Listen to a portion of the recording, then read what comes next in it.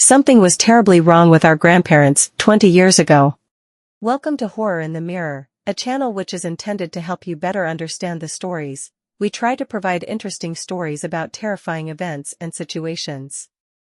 Don't forget to subscribe, because we upload daily. Stay for more fun and excitement. This story happened in the early 2000s at my grandparents' place in Ohio. It was early summer, July. Every summer, my sister Emily and I spent 2 weeks at our grandparents' old farmhouse, nestled deep in the woods. It was a cherished tradition, filled with laughter, games, and the comforting scent of Grandma's homemade pies. The sprawling fields and dense forest were our playground, a stark contrast to our suburban life. This was where our fondest childhood memories were made. The days were idyllic. We'd help Grandpa tend to the cows, milking them in the early morning mist, and feeding the chickens as the sun rose.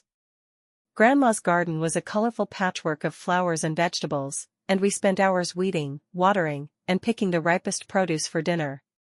The evenings were spent around a bonfire, roasting marshmallows and listening to Grandpa's stories about the old days. We would fall asleep to the sound of crickets, feeling safe and loved.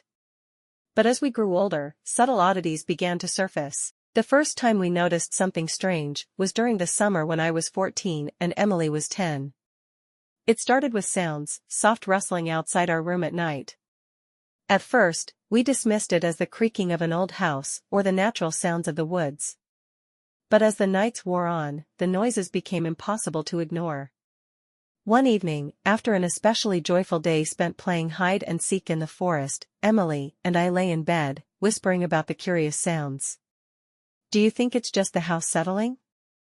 Emily asked, her voice trembling slightly. "I don't know," I replied, trying to sound braver than I felt. "Maybe it's just the wind."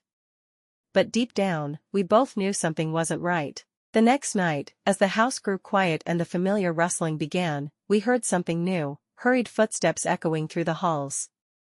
At first, they seemed to stop outside our room, but soon they traveled throughout the entire house.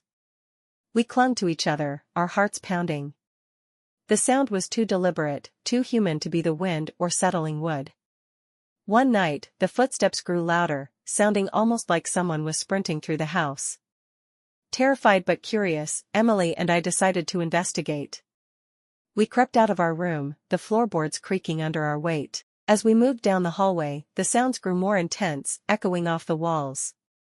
"Maybe we should ask Grandma and Grandpa," Emily whispered, clutching my arm. "They'll know what's going on."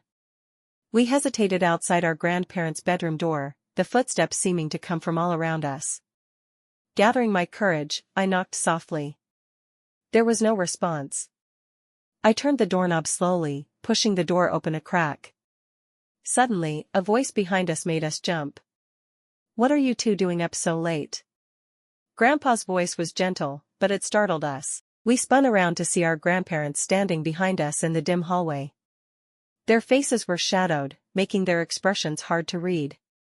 "We heard noises," I stammered. "It sounded like someone running through the house." Grandma smiled, but it didn't reach her eyes. "You shouldn't worry about that. It's just the house settling. You two should be asleep." They ushered us back to our room, their presence both comforting and unsettling. As they tucked us in, we tried to shake off the fear, but the look in their eyes lingered in my mind. The next morning, everything seemed normal again. Our grandparents were their usual, loving selves, but Emily and I couldn't forget the events of the night before. Determined to uncover the truth, we decided to stay up late again and see if we could figure out what was causing the noises. That night, Emily and I crept into our grandparents' room while they were still in the garden.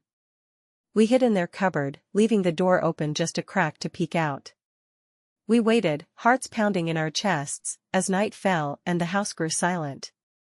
The footsteps started again, the sound of hurried, almost frantic movements, through the house. Then, with an unnerving suddenness, our grandparents stood up from their bed and sprinted out of the room. Their movements were so rapid and unnatural that Emily and I could hardly believe our eyes. We sat in the cupboard, barely daring to breathe. After what felt like an eternity, they returned to the room, their faces blank and expressionless. They moved around the room with eerie speed, and then, to our horror, Grandma stopped directly in front of the cupboard. She bent down, peeking through the small gap in the door, her eyes locking onto ours. She began to laugh. It started as a low chuckle, but soon grew louder, more manic, and it went on for hours. Her eyes never left the small opening where we hid. She didn't move, didn't blink, just laughed that terrible, endless laugh. We were paralyzed with fear, unable to move or make a sound. As dawn broke, Grandma suddenly stopped laughing. But she did something that shocked us even more.